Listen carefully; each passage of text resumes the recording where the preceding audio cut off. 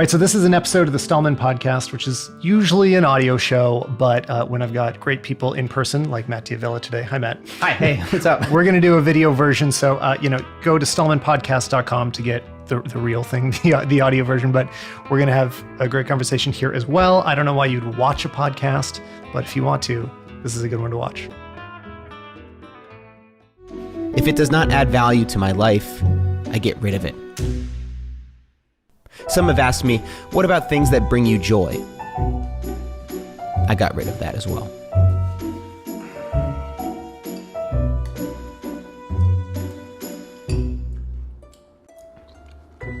This isn't what my day actually looks like. I'm not that much of an asshole.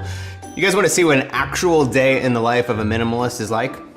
Well, I'll show you mine. This week we got Matt Diavella, who has a wonderful podcast that you probably listen to, because I do, and I think everybody that follows me does. So if you don't, go check out the Ground Up Show. Welcome, Matt. Thanks, man.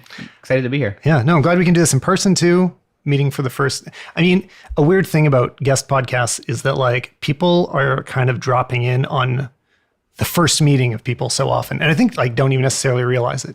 It's like we only talk for 5 minutes before this starts. And then you have to not talk about anything too interesting so we don't lose it for the show. That's the hardest thing to do is when you have somebody come over your apartment and you're about to do a podcast, it's the art of the small chat. You can't really say anything too interesting because then you're like, wow, we're gonna waste it because I don't want you to have to re-say that thing later on. So I kind of have a thing where I usually make people coffee. So usually it's conversation around making the cup of coffee, and it helps to kind of not offer you any coffee. Yeah, you blew it. All right, well, that's all right. We'll try again next time. Thanks for coming. We'll start over. Your show, I feel like a theme I'd love to go over a bit with you is like I feel like your show has a lot of like good, hearty, healthy information for living a balanced life. Mm-hmm. And I cover a lot of fluffy technology that you don't really need to buy, but is really like fun to talk about. But I also know that like, you like filmmaking and you like good tech and good gear as well. And I'd love to explore that intersection a bit of we all want to buy stuff. We all own things in the end. But you approach life with this minimalist attitude. And like, how do you kind of find this balance of like buying cool shit and not being obsessed with it? And yeah. I don't know. I want to go all over with that. Yeah. It's definitely complicated, and there's definitely a push-pull. And in the past, I've certainly been the person to say, well, I can't make this video what it truly could be if I don't have that 50 millimeter prime lens, or I don't have that 24 millimeter, or I need this overhead jib crane to be able to really make this video what it could be.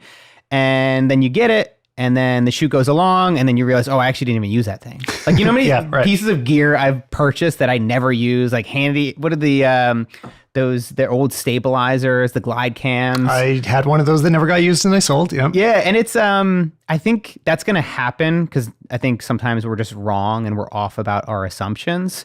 But I think it does take you to question yourself and question what is it that you really need to make an amazing video or film. And I think we have to constantly push ourselves to make better stuff. I think the one thing that I find across a lot of YouTubers is that they kind of only see themselves as YouTubers. Like I'll talk to them like, well, no, you're an actual filmmaker. Right. Yeah. Right? Yeah. Or like you're an actual photographer. Totally. I'm sure you get that too. I always think that difference is so strange that they put that wall there. Yeah. That doesn't really need to be there because like they're doing it. They're making films. They're taking photos. Yeah. Like what does the platform have to do with the content you're making? And in a lot of ways, I think that may actually get people to produce content that's not up to the level that they could actually create. Because they're like, well, I'm just a YouTuber. And you're like, you can actually, it's a platform. Film is a film, a view is a view. Like you can actually, I think, push yourself to, that's how you're actually going to be able to stand out and create something new, is if you stop seeing yourself as just a YouTuber. Right. No, and it's like something I'm always pushing back against is a good idea that I think sometimes is overrepresented, that like you really shouldn't worry about the gear because the gear doesn't make the product. And, focus on the art form, focus on lighting, focus on technique, which is all an important thing to talk about. And it's completely true. But it's sort of so easy to say that I think sometimes people forget that the creators you're looking up to and you admire their work and you love their work, they already did the homework of knowing how to use the technology and the camera that they own. And there's this like balance of you need to do all this research and then it can come like super easily and then you can focus on the craft. But if you're constantly like fighting against using the product in front of you. So, I mean, there's this line I often draw where people talk to me about like the art of photography, because I do photography for work, but I always look at it as so much more of like a craft or a service compared to say like painting. Like if you're a painter or an illustrator, you can literally pick up a stick and draw in the dirt and your skill remains. And in our world, we're much more dependent on these complicated tools. Yeah, and I've actually heard people say that too. Nobody's asking the top writers what their pencil is, or what laptop they use. And it's like, well, it actually makes much less difference what their pen is or what their laptop is than what lens they're using, because those are the tools that we have to create with. And I think actually, like if you look at some of the greatest artists who are painters, they probably put a lot of care into the canvas that they get, high quality paint, to make sure that they have the certain amount of brushes that they need. So I think it's part of it. And I think to just ignore those things in terms of just for the sake of, story is king, then I think you're kind of missing the point. And also there's a lot of fun. Then there's a lot of joy in tech gear and actually being able to test out and try different lenses and see what different look you can get. Yeah. No, I mean, those quotes are kind of easy to throw out. Another one that comes around in photography all the time is like, I love that photo that you took. What kind of camera do you use? And the comparison is like, I love this meal you cooked. What kind of oven did you use? And I get it. Like, I know why. It's super quotable. It's fun. Like, it's a fun thing to say. And I get the analogy. But like you said, it's, I think, a little skewed and not quite representing the truth of like, understanding the dynamic range of a camera. And the color science and the lens selection and all the things that go into it. There's a lot more variables than the heat that an oven reaches. And, there are more technical attributes to understand. And so, I don't know, maybe I'm just justifying all the YouTube videos I watch. No, I completely agree though. But I think that the most interesting thing is understanding like what is better. And I recently, is it MKBHD? MKBHD. Yeah. Like, I don't say it out loud very often. All I see it as like a thing, but I've been watching his videos a lot lately. And he did the blind iPhone test or the blind camera test of all these different smartphones. And when you look at that, it's hard to figure out what is actually better, because there's a brand name, right? If you're buying Sony or you're buying Canon, you have a certain expectation of what you're going to get, maybe a certain kind of look. But then when you're, say, blind taste testing coffee, like, can the expert even pick out the best brand of coffee or what would be like organic, whole blind or whatever? So it's hard to kind of understand what is better and what actually makes the difference. And I think there's a certain amount there it's kind of up to the viewer to decide. Right. Well, and I think that video is a great example of where lack of understanding can make life harder for you. Because looking at those samples as somebody that works with photography and video, my first thought is like, people are making the choice based on, the color and contrast that they see that is completely a choice afterwards. Like, I edit everything that I post. I'm never posting anything that hasn't had the contrast slightly boosted and the saturation reduced or whatever. Like, I move everything around the way that I like. And that has the biggest impact on how people respond to your image or to the photography or whatever that you've created. And so to just look at the first thing that came out of the camera is to kind of miss the point about what people are actually reacting to when they look at the image. Yeah, that's a really good point. Because like, do you post? I mean, I feel when you post a video, like, your stuff's graded and it looks great because of it. Yeah, and I think a lot of people actually recently got surprised because I did a little behind the scenes video for Patreon about how I color grade my videos.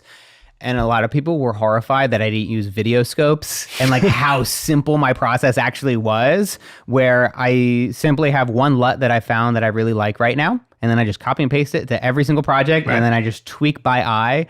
And for me, that works. And I think that's part of like, it's an intentional decision that I've made, that I know that I could spend 3 extra hours color grading every video that I'm making. But when I have a deadline of once every week I need to upload a video, right, you're going to have to figure out a way to make that efficient.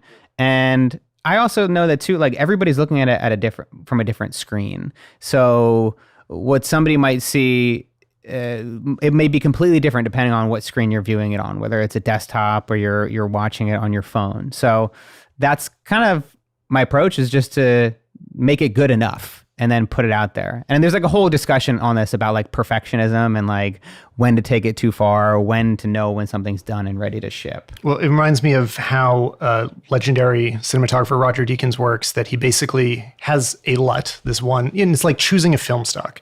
He chooses it before the shoot, shoots for that LUT, and that's effectively what the grade is at the end of the movie. There isn't all these decisions made later. It's like he made the decisions on set, and since he's a very famous cinematographer with a lot of power, he's able to sort of kind of force the production to use that by the end. And so like he knows what he's shooting, and that's what it is in the end. So I'm just saying you're the Roger Deakins of YouTube. That's amazing. Yeah, that's probably the nicest compliment I've had.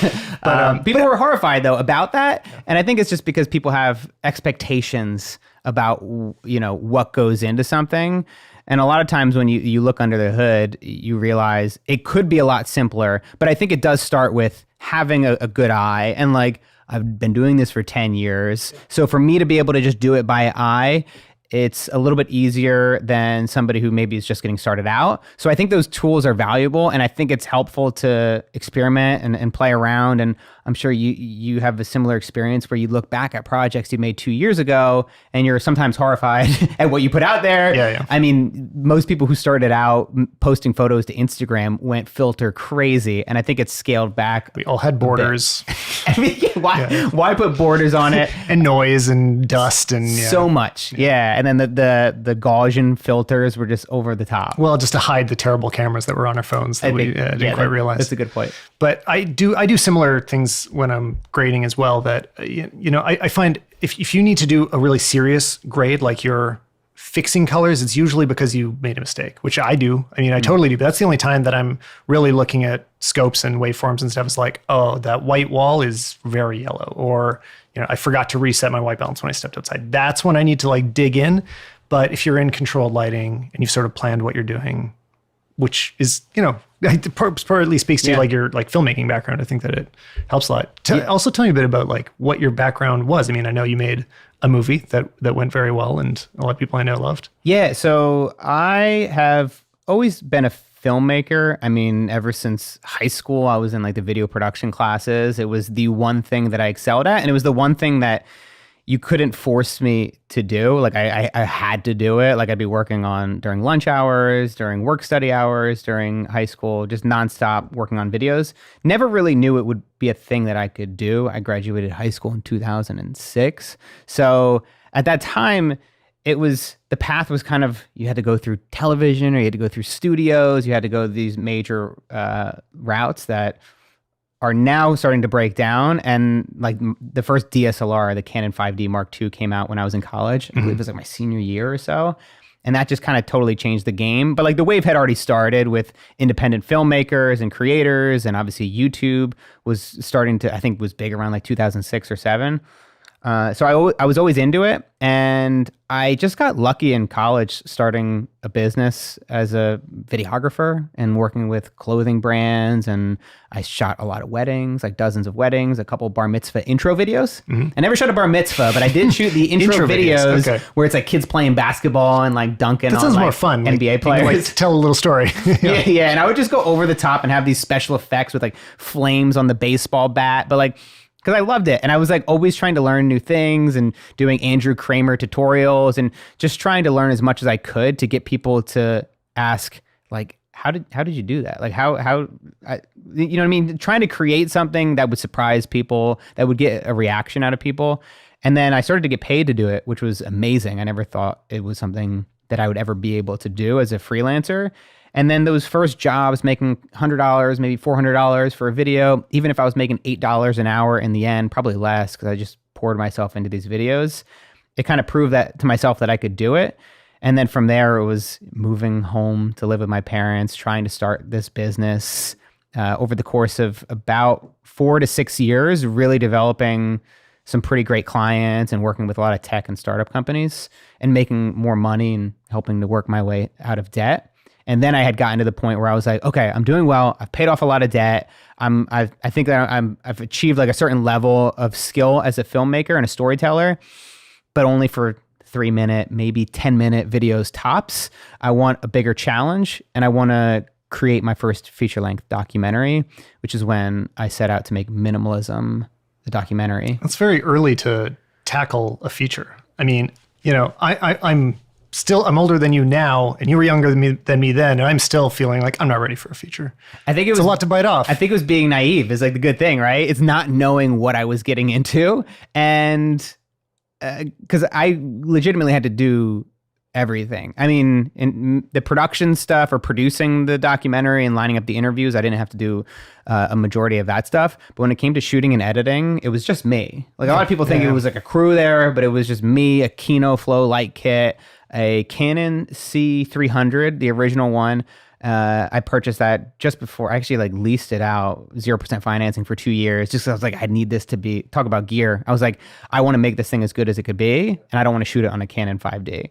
So, I got the gear and then just nonstop shooting for a couple years and editing and going back and forth, and then not having any plan for how we were going to get it out there, but just knowing that it was an interesting story. It was a movement we had seen with people on blogs and resonated with millions of people, and just saying, I think this is something that will resonate with even more if we can put it out in this format. And we lucked out. Honestly, like we didn't expect it to go anywhere, but the fact that even getting on Netflix alone was like an accomplishment for us. Totally, yeah. And is there a reason that you didn't dive right back into another feature right after that? I mean, yeah, it sucked. Yeah. It was tough. It was really hard. How long was it? How long was the time that you spent working on it? It was about, I think it was 2014 to 2016 is when, like 2014 was when we started, and then 2016 is when we stopped. That's a big commitment. And I was working on other freelance projects, and I did have a business, and I was going back and forth between that, and then eventually, actually midway in there, I did start another documentary, which is called Design Disruptors, which I did finish, but that was a client project. So a client was like funding this documentary, and so there was a lot going on. There was a lot of time invested. And then towards the final sprint of it, maybe 2 to 3 months, it was just every day, 10 hours at least, editing. I was doing the sound effects. I was, finding flag sound effects online and then pulling it in to like I was just obsessed with this. And I probably went too far where I'm like, nobody's gonna notice the flag, Matt. Just keep going. Just put your head down and finish this project. But then you get to the point where you're like, this is my only first documentary I'm ever going to make. Like, this is my one shot to really make this film what it could be. And that's how I've kind of applied to every video I make. It's like, I have to put everything I have into it. And luckily it worked out. But yeah, it was about 2 years of work from start to finish. And like, I think the biggest lesson I learned was the value in partners. And there's the accountability there where we're all making sure that we're doing the work and we're making sure we're finishing on our deadlines.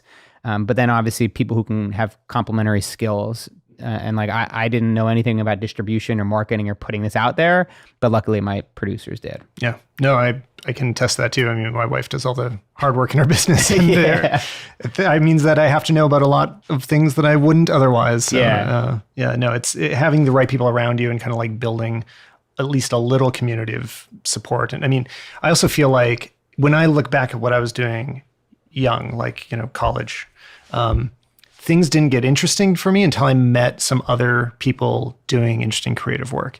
And if I hadn't met them, I probably would have just kept, I don't know, like screwing around and not doing anything great. Like it can be so helpful to have just a few other people that are also excited about that same work. Like that can be more than education or anything else. It's just like, find somebody to do something with, like don't try to do, well, you can try to do it all on your own. Yeah. It can be very helpful. Yeah. Like I feel like, I've built my career on just doing things by myself stubbornly, like moving my furniture from in my one apartment into the next by myself because I was being stubborn and I couldn't find anybody that would be willing to help me. And I didn't have the money to pay for somebody to do it. But there is an energy of like working and collaborating with other people that I learned through my freelance work when I would hire 1, 2, 3 people to just come out and help me on shoots. it's exciting. It's fun. There's, if something weird happens, you have somebody to laugh with about it. And there's kind of this shared experience together. And when you find the right people to work with, it's hard to go back to just doing everything by yourself. So a thing you speak a lot about and are kind of known for is like minimalism as a concept and as a lifestyle and a way of life. Can you give me the basic 1, 2, 3 of how you suggest other people look at this topic? Yeah. So, I think the one thing is a lot of people have misconceptions about minimalism and just based on the word, which is, I think, a good thing. It gets people interested in it. It gets people to click on my videos to be like, oh, what is this minimalism thing? Yeah. But then I think then you have the side of it where a lot of people are like, we'll watch a video and say, well, that's not minimalist. Like, I have more stuff than he does. But essentially, minimalism is just making more intentional decisions with the things that we bring into our life and also how we spend our time. And oftentimes those two are related. So for me, I just want to, the biggest benefit that I received from minimalism was just redefining my idea of success. So like, I always thought I had to just accumulate all the things. I had to get the car, the house, the white picket fence. And I had to actually get to this place where I had all this stuff before I could be happy. But then minimalism came to me. I was watching Last Call with Carson Daly, and I saw Tom Shadyac was on the show talking about his story, how he had everything, and he decided that he actually didn't want it all. He's like, I don't need this 10,000 square foot mansion. So he decided to give it up and move into a trailer park. And I was like, that's crazy. This dude like directed these massive comedies with Jim Carrey, and he has millions of dollars and he's living in a trailer park. And it was just kind of like took me outside of the path that I was on and made me think twice about where I was heading. And I just realized I actually don't need that stuff. Like, I don't need to get to this place until I can be happy. I have enough stuff to be happy right now. That doesn't mean that I'm not ambitious, I'm not driven, and I don't want to actually accomplish things. It means that I can be more intentional with where I want to head and I can focus on the right things. So where it like, for a lot of people, it starts out with looking at the stuff in your life and the things that you're buying and the cluttered closet you have and the junk drawer you have. I think once you get past all that stuff, it's really about figuring out how do you fill your time from there on out, if you're not just wasting it buying stuff. Yeah. I mean, is there a point that like, so if your paychecks exponentially increase over your life and you have the money to do what you want, would you still be setting those same boundaries of like, I still would only want my house to get this many square feet, or I'd still only want this many t-shirts in my drawer? Like, do you have sort of mental hard limits of like, no matter what I could have, there's these areas that I wouldn't want to grow beyond? Yeah, the funny thing about being in a relationship is that I'm not allowed to make those decisions by myself. But I think it actually, so my partner, Natalie, is not a minimalist, but I think that actually has a positive dynamic on our relationship where we're both very respectful of each other and of what each of us wants. But it just takes a little bit more work to find something that it's like a Venn diagram, and it's a very small middle ground of where we can like have things that overlap of like, oh, I like that couch. And like, it took us like 4 months to find a couch, 6 months to find a dining room table that we both liked.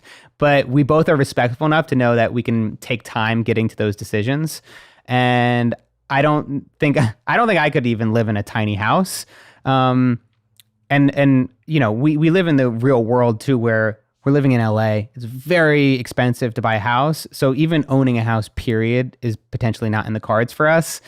So even if we had like millions of dollars in LA, that's like, it's still not enough. Right? Yeah. But I mean, for me, it's just being thoughtful and just understanding that, hey, if we ended up getting a bigger house, that means that we got to fill it with more stuff. It means that it's going to cost more to heat it. There's a lot more that comes with it than what may initially meet the eye. So for us, it would just be intentional and say, hey, what do we really need?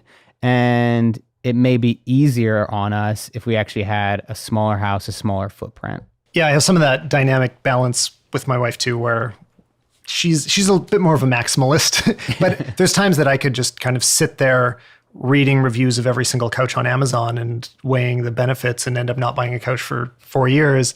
And sometimes it's helpful to have that person to push you like, that's the nice one. I'm like, okay, you're right. It is the nice one. Yeah. But yeah, it's kind of that it's funny because even in talking about like gear decisions and when you watch like review videos and it's like, should I buy this or not? That's like kind of a funny like left out section about it, is that like there's usually other things at play in your life than just like how badly do you want this one product in front of you. Like there's more to consider. Like something I've talked about before is that a lot of people write in when I do a tech review of a certain product and they're like, is it worth it? Should I buy this? Should I get this? I have this phone. Should I upgrade to this phone?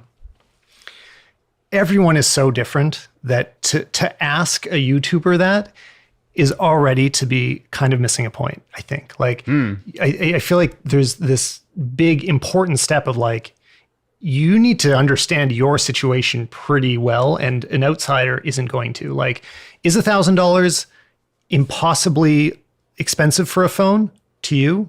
Or is it like, oh, that's not a big challenge because I happen to have enough money to buy one? I just feel like it's like this kind of missed point because YouTube videos are relatively short. Yeah, I think that there's an amazing service that you and other YouTubers do in creating videos about certain products, because it means that I don't have to go out and buy something to try it out or go to the store to check it out, because I can find somebody that I trust, watch their review of the new iPhone and say, hey, is this really something that I want to buy?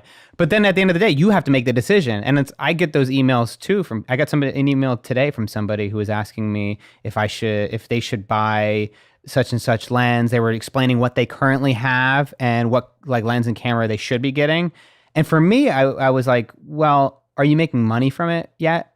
And really, if you're trying to make a profession out of it and you have a camera and a lens and some gear, like enough to make your film or to take your photos, make money first. Make money before you start to continue to reinvest, because it's not the camera or the lens that's the problem. It's the fact that you haven't built relationships, you haven't found your first client, and that is a really tough, muddy place to be. Like, I grinded out for a very long time on Craigslist and just finding whatever project I could get, and then just continuing to deliver to the few that actually would just throw me a bone and let me work on their project for like $100. But when you're doing it professionally, I think you should always see them as reinvestments. And I'm all about reinvesting in the new gear. I think it is something you have to decide for yourself. But I think people miss this point where they think that the gear is going to lead to new business. I really liked the conversation I had with Caleb Logic a couple episodes back, who you know as well. Yeah. That about when he bought his Red camera, and just the anecdote of like buying something bigger and professional because it feels like that will bring you the bigger professional clients, and realizing like your business doesn't become a different business because you bought something new. You still need to have a relationship with the type of clients that a Red camera matters to, and that, you know, that it actually will truly like either elevate your work or bring you, like let you get some jobs that you might have had otherwise. But if you aren't missing out on jobs because of that gear, like that, even at a lower level than Red, like if you're worried about, do I need to move from a cropped sensor Canon to a full frame Canon? You know, like, will it really impact your work in a way that your clients would appreciate, or will it move you to the next level of who you're working with? Yeah, I think that you always have to be asking yourself, why am I making this purchase? And maybe putting some distance between yourself and the purchase. And I've made mistakes. We all have. I would say, yeah, like I've definitely made mistakes. I mean, I bought a Red Epic W probably 2 years ago, a little over 2 years ago. So I was at a point where I was ready to invest in my next camera, and I was planning on doing nothing but freelance client work, and I was trying to push into more higher end client work. And to be honest, would my clients notice the difference? Some of them are getting smarter. Some of them know, oh, they got a Red. Oh, I heard they shot Lord of the Rings on that. Like, some of them know, but for the most part, especially the tech clients that I had, nobody really cared.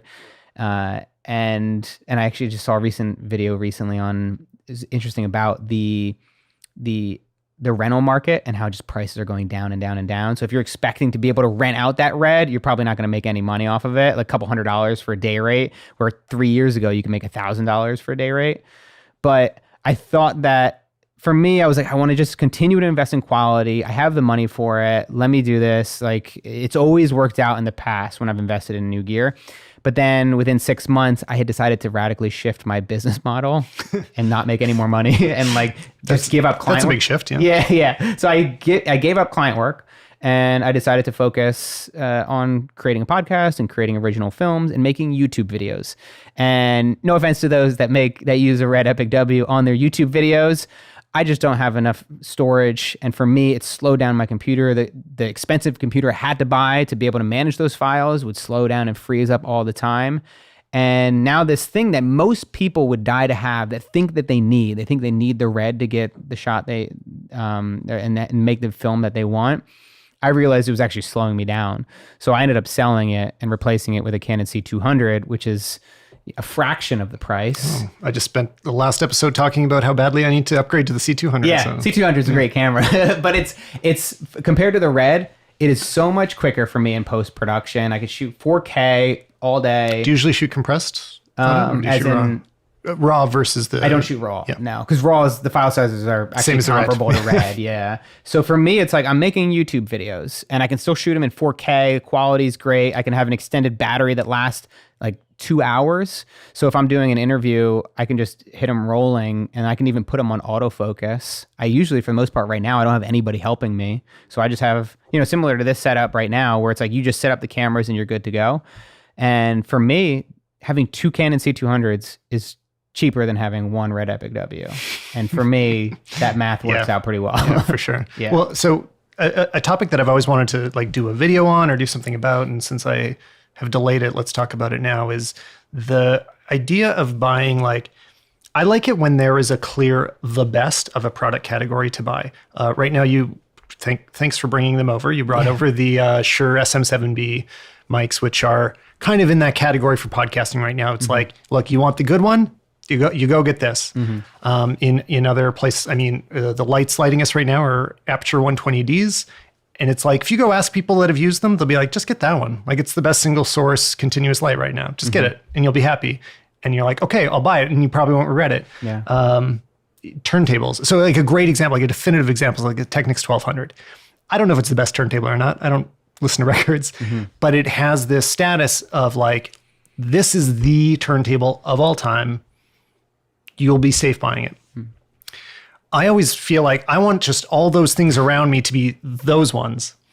But the reality of like things you're talking about is that there may not be that kind of answer. Like, you don't realize that once you buy that Red, you're buying these cartridges that cost $1,000 each for storage, or you buy the Shure SM7B and then you also need to buy a cloud lifter because the levels are so low. And, I don't know. It's like, I love that idea of having the one thing to aim for and then you stop buying anything else. But I don't know how true it is. The idea of buy it once, I like as well. And there are certain things that lenses, for instance, I bought lenses 5-6 years ago, like the 50 millimeter that I said that I needed to have. And it was actually turned out to be a good investment. And while maybe it didn't make that specific video that I'm thinking about any better than it would have been, it is something that I continue to use to this day. So I think investing in good glass, investing in a microphone like these, if you plan to continue to do podcasting for a long time, are good investments. And the idea is that you buy it once and that maybe you repair it down the road, but it's going to last you a lot longer than if you decide to get something cheap and just say like, oh, well, I'll reinvest and I'll get it down the road. I mean, obviously, if you're limited on budget, if you don't have a lot of money and you have to just buy... You don't have to start there. You don't have to start there, but I think that it's better to invest in high quality that's going to last a long time. Knowing that cameras likely, it just seems like we're in a cycle where it's like 2 to 4 years, depending on what you're doing. Which brand and what, yeah. Yeah, like for me though, like since it's a business and since I like to continue to reinvest and I like the gear, there are added benefits every 2 to 4 years that I see that are worth it. So whether it's just higher resolution or it's slow motion, there's like different features that I think are like, well, that's cool. And while it's not going to be make or break, I think over the course of, if I never upgraded from my Canon XH-A1 or my Canon 5D Mark II, I kind of would be left behind. And while I think I could make great films, I don't think I would be as happy with them. Well, and you made a video specifically about upgrading that I highly recommend everybody. I'll put it in the show notes. That's the conversation that needs to be had. I think it's like it was a really thoughtful way of discussing it. And I think... Because I think that people might look at the minimalist filmmaker or anybody who's a minimalist and think that they're anti-upgrades. And like I made that video because I had just upgraded my phone. And I was like, well, and I was kind of at the Apple store, and like people don't recognize me often, but every once in a while they do. And I was like, oh God, what if somebody sees me like at the Apple store buying a new phone? Like I'm a fraud. And I'm like, no, this is like who I am. I buy a new phone every 2-3 years, maybe. People recognize me and they're like, you Matt Diavella? I'm like, no, sorry. It's the other bearded man. Yeah. But I think it's okay to upgrade. Like I like technology. I geek out about it. But I try not to just get too obsessed with it. I imagine it must be tough for you because it's part of your job. Well, yeah, it's just to know the stuff. That's what I tell my wife is that we need the new one for a review. But yeah, I mean, that's like an important thing to keep in mind when you're watching all these YouTube reviews is that the people reviewing them, like they were going to get it anyway, whether or not it was any good. So when they tell you that it's great, like it's a very different context, you know, and you have to kind of keep that their perspective, my perspective in mind. Is it always great? Are there any really? Yeah. But I'm curious. Are there any like big letdowns where you're like, oh, I thought this was going to be something? I usually choose things that I already am expecting to be pretty good. So fortunately, that leads me to, and I don't generally make videos about things I hate because like I'm bored of them before I'd want to spend 24, 48 hours making a video about it. Like if it's just not very good, I'm like, I just don't want to talk. Like I don't care. And it would have to be really, really bad to make a PSA. Right. Yeah. It's got to be like warning. Yeah. I mean, this phone explodes or whatever. Right. Like that can be worth talking about. But yeah, I mean, typically it's like I've already done a bit of research myself. And so, I'll include the negatives because everything has problems. There's nothing that's perfect. I mean, like great examples like new iPhones. I really love the cameras. I mean, they are the best ever. I prefer them over what Google's doing right now. But there's all these times that your photos look weird and kind of bad. Like there's a lot you have to know about it. Like, and same with even I'm thinking of going to the C200 for a cinema camera. I have to keep in mind, it's like, there's also all these downsides. Like it's not stabilized. You got to have wider lenses. You got to like be aware of all these trade-offs. Pretty big. Yeah. It's not a straight. Like upgrading isn't always upgrading, even if it's more expensive. Sometimes it's side grading. But yeah, that happens. That happens a lot. I think it's just you continually have to. I think make sure that you're not just making these purchases and getting overly excited and just saying like, oh, I need the new thing. And it's definitely hard to do, but I think you guys make it a little bit easier just by clearing through the bullshit and knowing what is really good versus what is the hype. Yeah. Do you watch many reviews? Like, do you get sucked into the vortex of like YouTube? Only when I'm ready to make a purchase. Right. So I would say for like, if I'm really looking to say when I was looking into the C200, that's just all I did for a week, 2 weeks straight was just watch nothing but C200 review videos. We need more of them. I've watched them all already. Yeah. There's not that many, to be honest. There's like 6 of them. Armando had a really good one. So did Caleb Wojcik, Caleb did an awesome job where it was just a 30-minute breakdown, which nobody does videos that long breaking down a camera. But the specific person who wants that, like me, valuable. I'm like, oh my God, this is amazing. He's going through every single aspect of it and he's giving me like examples and actual footage shot with it. So for me, that helped out a lot. And then eventually you just have to get to the point where like, either I'm going to buy this thing, make this decision and get on with it, or I'm not going to do it. I've always wanted to do, I'm not going to do this. Anybody listening, I'm not doing it, but I've always wanted to do like a 1-hour iPhone review for the new one. Because like there is that much to say about it. I mean, I can easily talk on a podcast for an hour about it. Like there's a lot to each new phone. Yeah. And if you rely on your phone really heavily, and it's easy to kind of make jokes about how addicted we are to our phone stuff, but like for a lot of us, it is critical to our work. It's at the center of like how we do everything.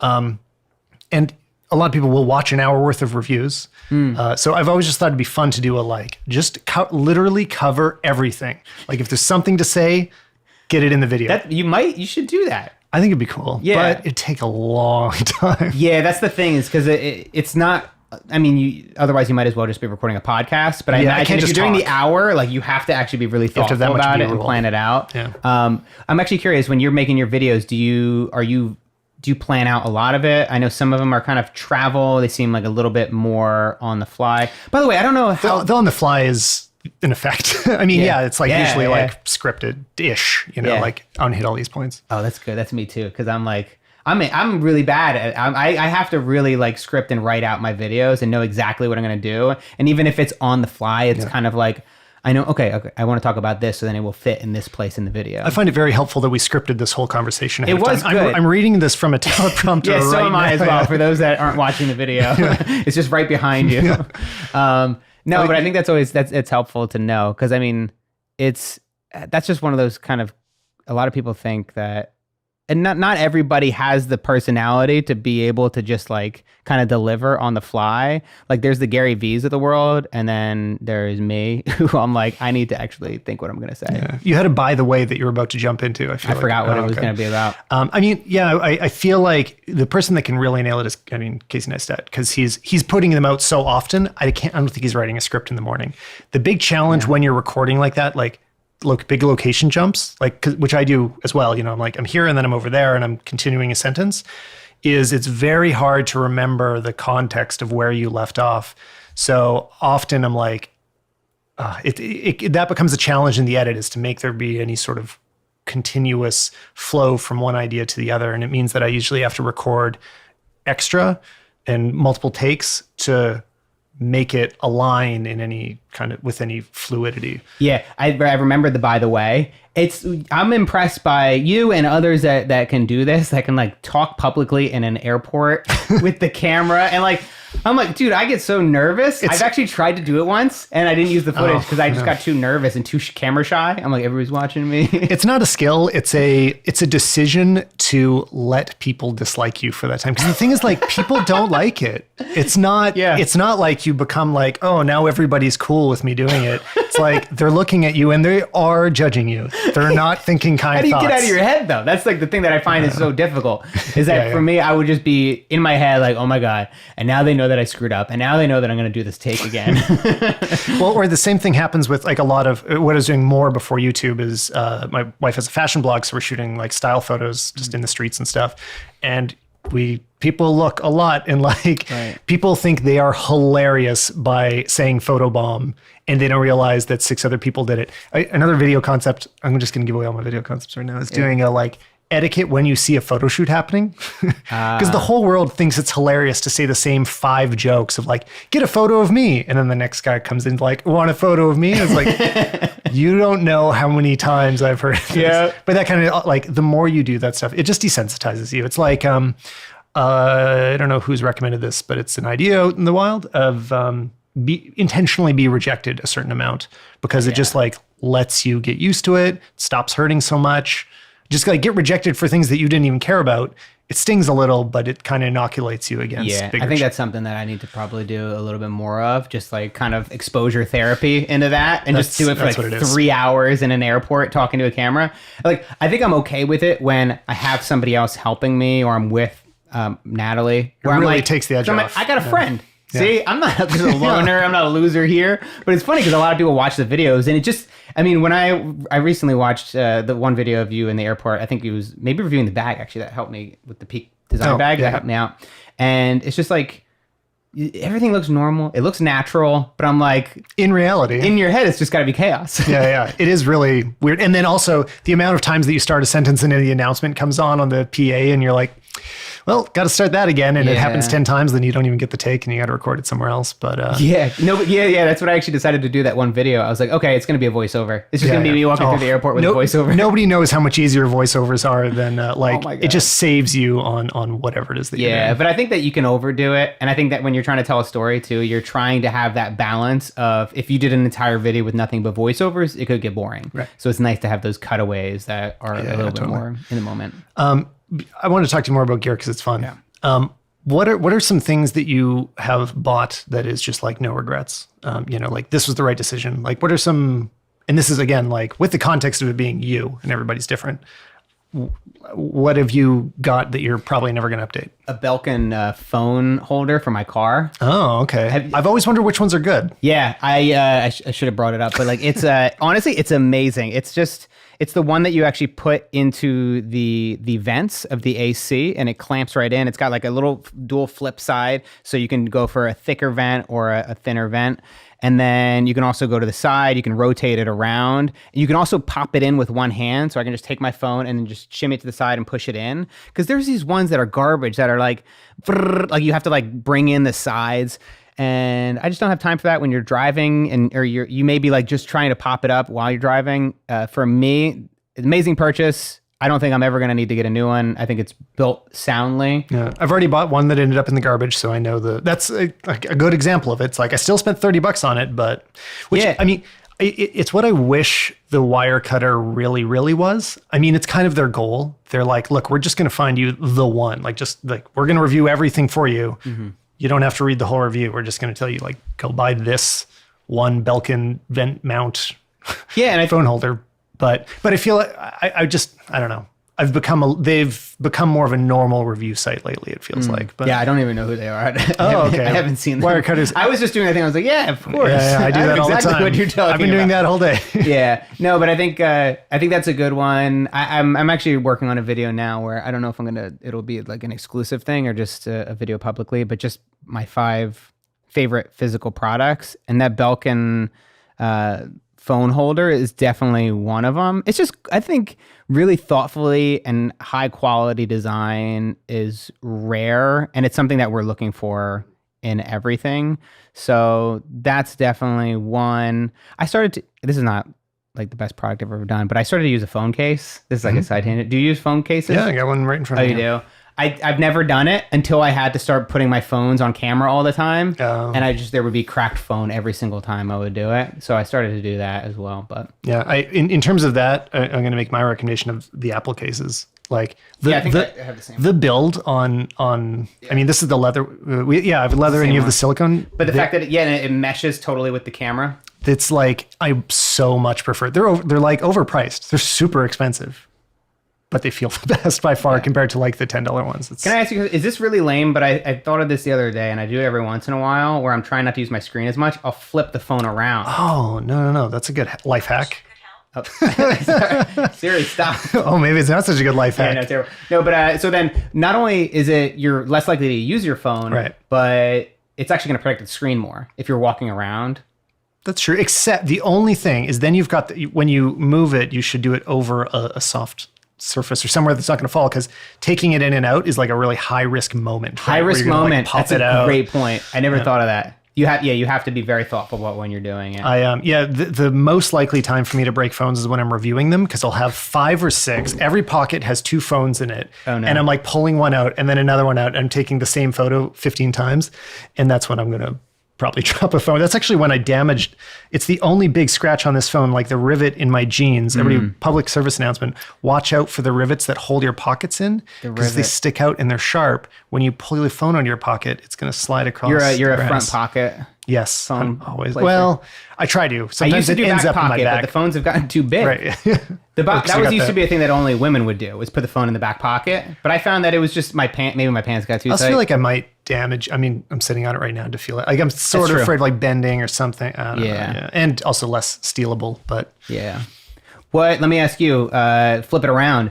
Is there a product or something that you bought or tech gear that you bought that's like... Oh yeah, I have a very long list. It's like, this is my job. Yeah, I'll just do videos about it all day long. But I really like these mics that we're on. The Mixpre 3 is the audio device that I've got recently that is like the one. Or also the Mixpre 6 is similar, but very, very good. So what stands out about this? Like, why would you get this versus an H6? Because the preamps in it are basically perfect. So when we were setting this up, we plugged in cloud lifters, which are, basically little preamps-ish. They're like passive preamps that make the signal louder coming out of these very, very quiet microphones, so that by the time it hits your recorder, you need to use the internal preamps. The more affordable Zooms, especially the handheld ones, which is the H stands for handheld, their preamps will add a lot of noise as you crank them. So if you get to 100%, the gain past about like 80, 90% starts to get extra noisy. Most of the noise gets introduced at that top end.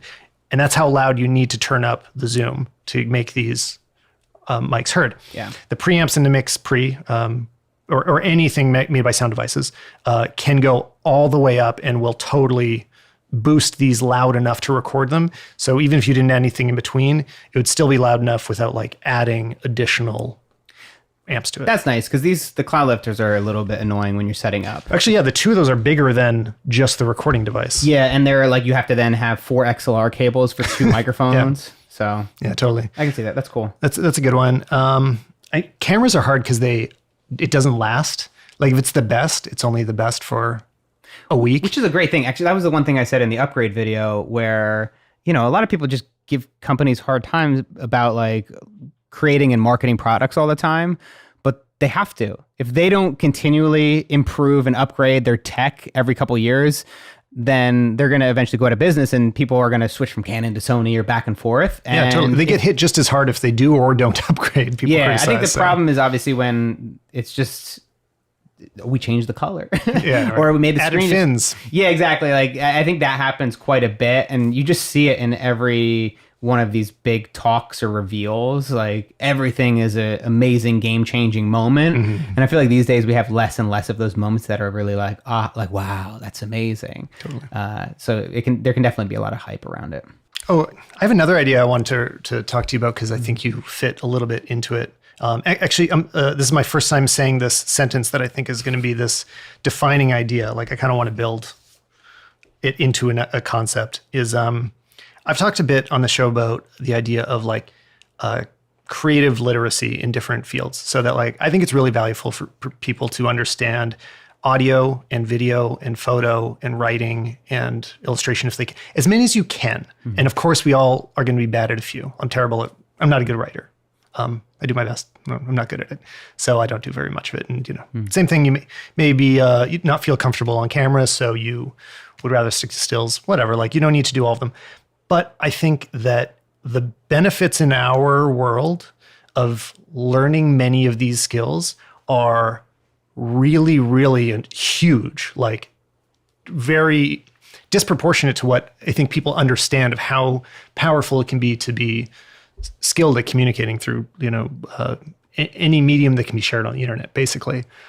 So my like phrase for it, I'm going to run it by you. Tell me if it like makes sense. Is I'm kind of like thinking of it as being a full stack creative, and that's a developer term. Like a full stack developer means you understand how to write from the beginning, like from the database layer to a back end layer to a front end layer, and like you can kind of create the whole product on your own. So I don't know. That's kind of this. Or like, a unicorn. I think they call them unicorns. Don't no, they? yeah. That's or maybe the idea. unicorn might be like the programmer / designer. Yeah, I'm not sure, yeah. but Something I guess like it's that. just Yeah, when you're multifaceted, when you have a lot of skills. and it's a very developed idea in the tech realm. Yeah. Like we've discussed it for a long time. I just want to start pushing it as like a creative idea, and it's something. And I'm looking at you because I feel like you are doing that. Like you're making podcasts, you're making videos, you're present across different platforms, and you're kind of not afraid to branch out to them. So I don't know, I'm curious about like how you got there and how you think about it. Yeah, I love that. It's a great idea. And I think for me, it's what I've called the new self-reliance, where I mean, self-reliance in the past used to mean one thing. It was like hunting, gathering, and making shelter. But today it's our world is digital. And as a creative, you need to take ownership over the skills that you're going to learn. And you can't expect to be a filmmaker and be able to hire a graphic designer or an animator every time that you make a video or when you have this really clever idea. So for me, it was about, okay, I'm going to have to do everything myself. And it's not doing everything all at once. It's you pick up things here and there. There's amazing tutorials online to learn After Effects and motion graphics. And I get just good enough in some of these fringe things. Like I'm not an amazing animator, but I can keyframe, I can use After Effects pretty well, and I can get enough done if I have an idea that I want to execute on, and I don't have $3,000 for my YouTube videos to pay for an animator. And I think that goes for photography. Like, dude, think about what we do. Like everything can come into even a YouTube video. Design, animation, filmmaking, photography with the thumbnail. For sure, yeah. The writing, even if it's just writing the title and the description for the video, but of course you're likely going to have to write some of the content within the video. So I think you're dead on with having to really take all of these, because that's the whole idea about getting past the gatekeepers. You can do it all yourself. I mean, you could, hire people to do it, but in the beginning, you're not going to be able to have the money to do it. And you'll probably, I think, be better off, even if you eventually become very specific in, I am just a director. I think it's good to understand what it takes to design something, what it takes to make something. It's actually a great example is like directors. You know, I think that when I work with people that run projects for me, I really appreciate them understanding the technical requirements of my end of the job, you know? So a good example, actually, somebody that's been a guest a few times is Kelly Thompson, who was my boss at iStock Photo. And he had a background in design and development. And I was doing front-end design. And having somebody that is telling me what to do know what's involved in doing it makes a world of difference compared to a boss that is sort of like hands off with it. Maybe they just have a business background and they're trying to direct you, but don't get what's involved. So, you know, I want to also extend that circle to like, if you're not currently a creative, then, well, you might not be listening to the show, but, Right. but you know, if you're just like a business owner, you're just trying to sell widgets, developing the skill set, again, same thing. It's like, if you don't have the budgets already to have people do it, just having the lowest level of understanding of this is super valuable. I mean, this is like a Gary Vee thing of like, just tell the story. But I think becoming more and more comfortable with it and comfortable and confident with really creating something good, you know, that like passes as legit. I don't know. Like it can go so far in whatever it is that you want to do. Yeah, and I think it's about being focused for a good amount of time. So not just giving up on something right away. So if you want to get into filmmaking, I think it's worthwhile to really dedicate yourself to really understanding how to use the camera, how to shoot, how to make B-roll, and how to cut and do all that stuff. Those are like 2 huge skills right there to learn by themselves. And then as you progress, you can start to bring on these other things. You can bring on the After Effects, you can bring on the design and build these skills because they're all going to eventually complement each other.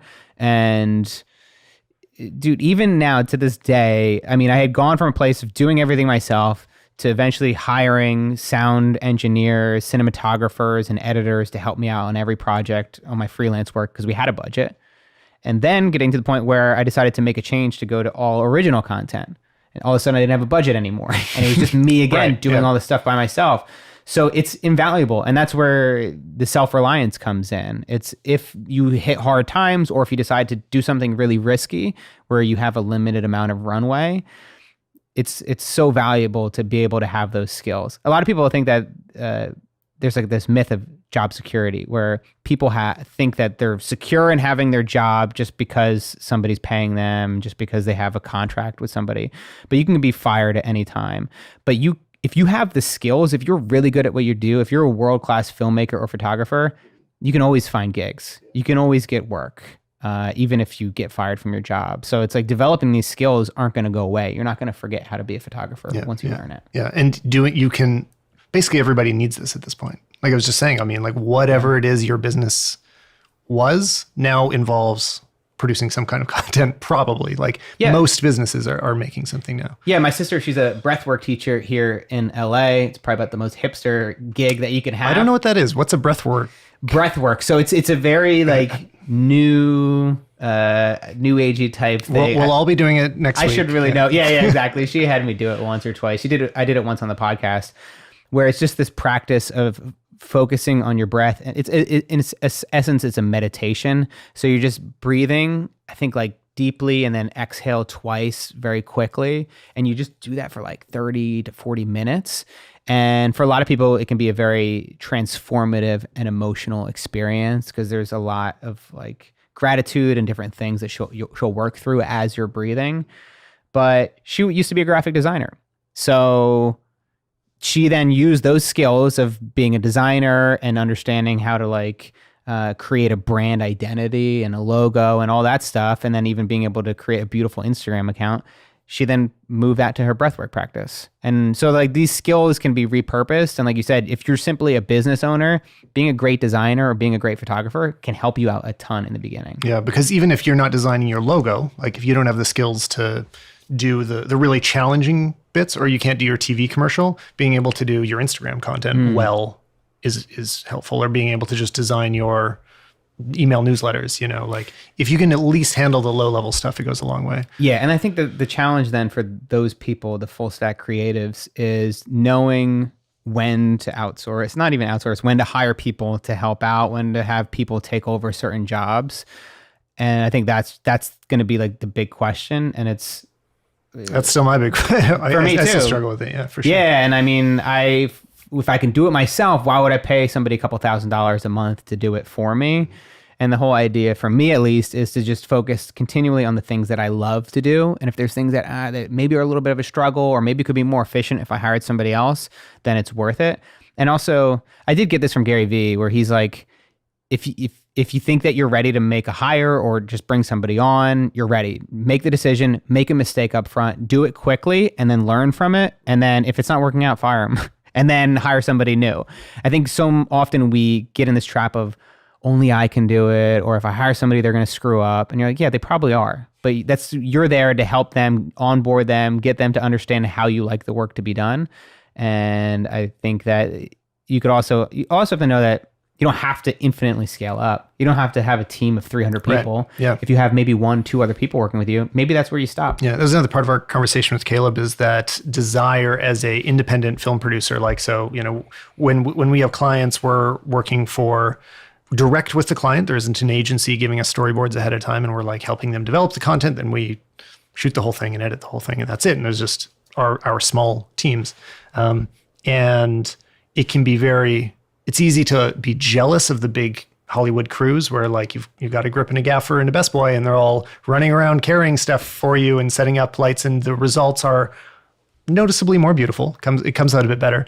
But be careful what you wish for, because there's challenges that you might not see ahead of time before you get there. And an example being, I think the margins on your work change as well. Like owning your own camera means that you're including that in your kit rate versus renting, and then all that money's going to the rental house. And like there's all these little things that like, yeah, you may think that like getting to the biggest level is what you want, but do you really want to just be running franchises, or do you want to be doing the work? It's something to think about. Yeah, and there's a lot of downsides to going that big, and those productions certainly move very slow.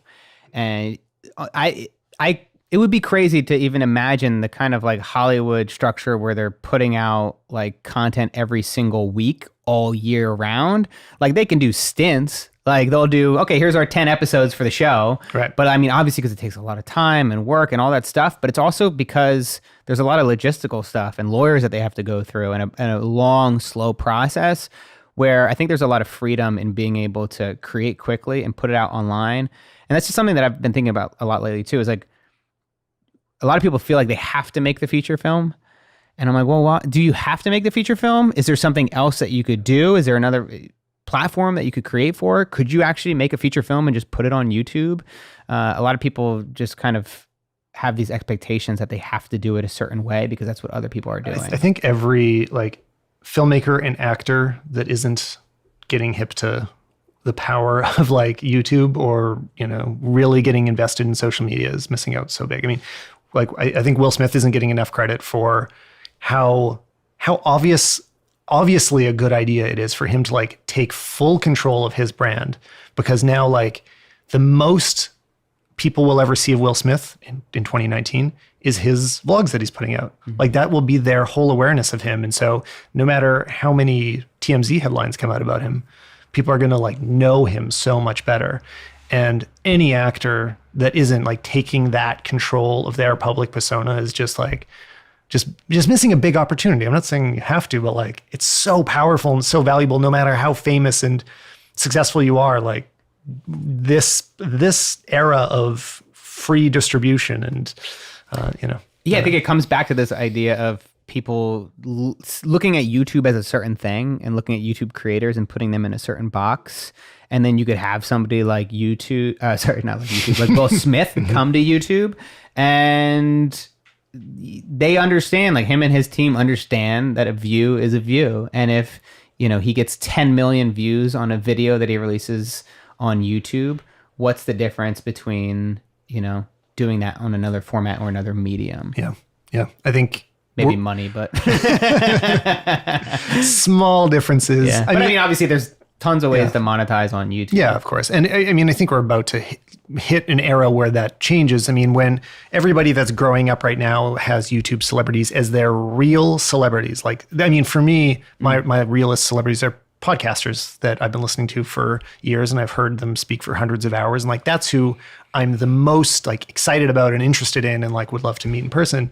And there's a whole generation of people that like, that is their most important celebrities is the PewDiePies and Logan Pauls of the world. I think that the 5 to 10 year shift, I think is going to be kind of crazy. Yeah. Cause those people are all going to start working at agencies and they're going to start being in power and they're going to start making decisions and, you know. Yeah. Yeah. I think that, and then I think that's why you need to take ownership over what you're making and not, you know, even though we say all the gatekeepers are gone, a lot of people see gatekeepers in Netflix and Hulu and getting their projects signed. Like everyone wants to know, how did you get your documentary on Netflix? And like the truth was that we didn't need to get it on Netflix. Like if you make a good enough film or a good enough project, you can release it independently and you'll probably do pretty well, especially if you've already created an audience that is interested in buying it.